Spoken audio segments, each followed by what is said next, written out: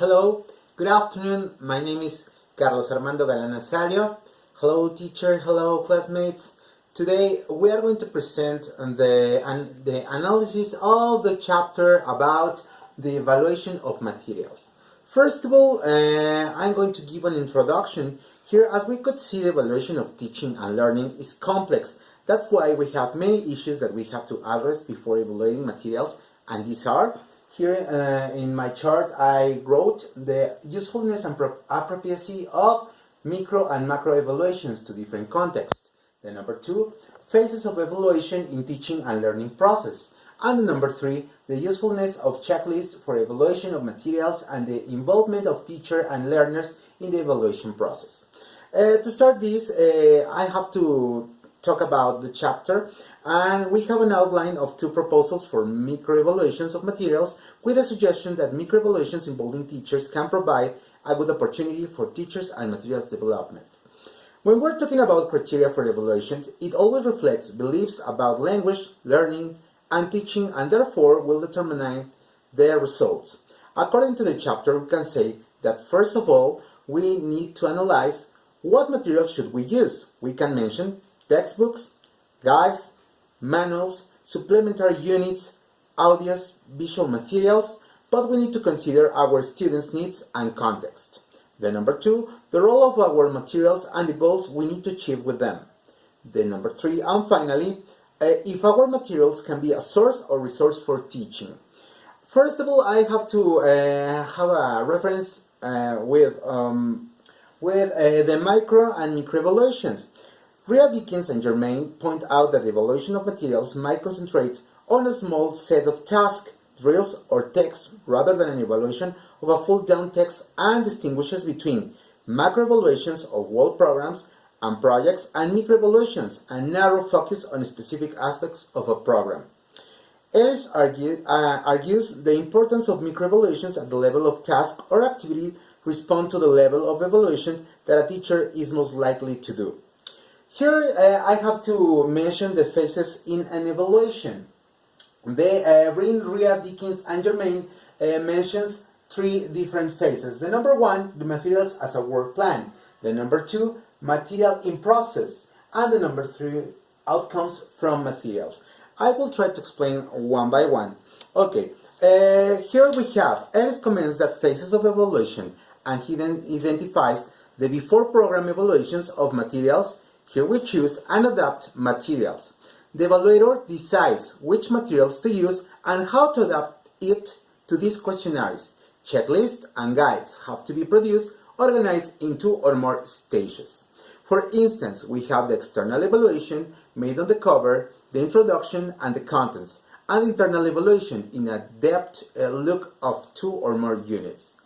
Wright uses 3 quotes to demonstrate differences in understanding about the role and proper content of language teaching materials. The number 1, activities have to be present and practice English in a systematic and comprehensive way to be assimilated by students. The number 2, materials have to be based on a decided list of items, language-based or skill-based, using authentic materials. And the number 3, materials should give information and database about the language, authentic social context and culture, and on the other hand promote language learning, offering challenging tasks and exercises. Right now, we have to mention the evaluators.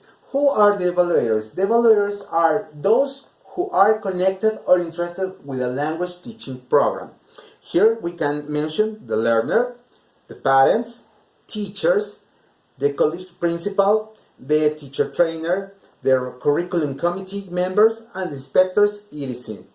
Here we have a proposal for evaluation materials, or in other words, materials as a work plan. Littlejohn considered 3 points to prepare materials as a work plan.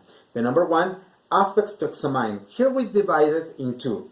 The publication, that are aspects related with the order of the publication topics, form of the materials, and the design, related with the content of the material, sequence of topics, and roles, etc. The number 2, we can examine with different levels of analysis, moving from the concrete to more abstract aspects of the materials. And what is there? The statements of description, physical aspects of material, instruction steps, what is required for users. Here we have a subdivision and analysis of tasks, instructions about tasks, and what is implied, aims, principles of selections and sequence, roles and learners process, competence. The number 3, here we have a relation of our findings to our teaching context, matching the analysis of materials with an analysis of context to identify the appropriacy of materials, in other words, to use the obtained information to the specific context. Each class is special and unique. Proposal for evaluation of materials. Here we have the materials in process. Ellis comments about materials in and after use, which are important because an evaluation provides an appraisal of the value of specific teaching activities for particular groups, and it serves to encourage teachers to adopt a reflexive approach. His proposal is for a micro-evaluation rather than a macro-evaluation, and for an evaluation in use and after use. Ellis gives a detailed explanation of a glossary of different terms to consider. The letter A, objectives model approach, employs quantitative data to make statistical generalizations, where curricula have to be expressed in terms of precise objectives. The achievement can be determined by tests which measure learners' behavior and learning outcomes. The letter B, the responsive evaluation approach, aims to illuminate the nature of the organizational, teaching, and learning processes, and responsive evaluation proceeds by means of intensive studies of individual or particular cases. The letter C, the accountability. An evaluation can determine if we achieve the goals. The letter D, the effectiveness. We can know if the program is effective in meeting the learner's needs. The efficiency, we can compare if the program is better than the alternative programs. The formative evaluation takes place as the program is developed and taught. And finally, the summative evaluation, which takes place at the end of the program, where micro-evaluations are essentials in a summative nature. Then we have the different features of a task. Before specifying a task evaluations, Ellis gives criteria-based features of a task. The number 1, it involves an activity like drawing, performing an action, etc. The number 2, it has a specified outcome that determines when it has been completed. The number 3, it requires language comprehension, language production, or maybe both. The number 4, it requires that the learner focus attention on meaning rather than form. That's why we can observe that Ellis emphasizes the communicative task, and his proposal is summarized in the following steps. The step number 1, describing the task, describing the input, procedures, and language activity. The outcome can be specified with a pedagogic or real-world task.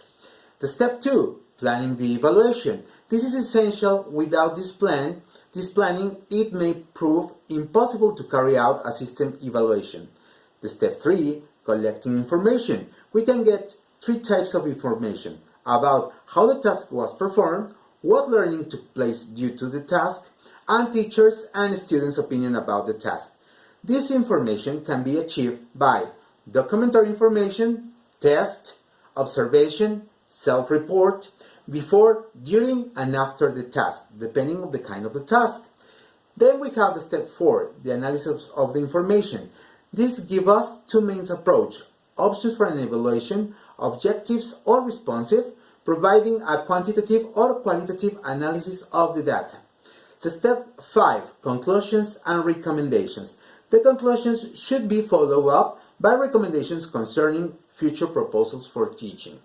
As we could see, they were describing all the steps that we have to use when we are analyzing and we are evaluating the materials. Here I have to give my personal opinion.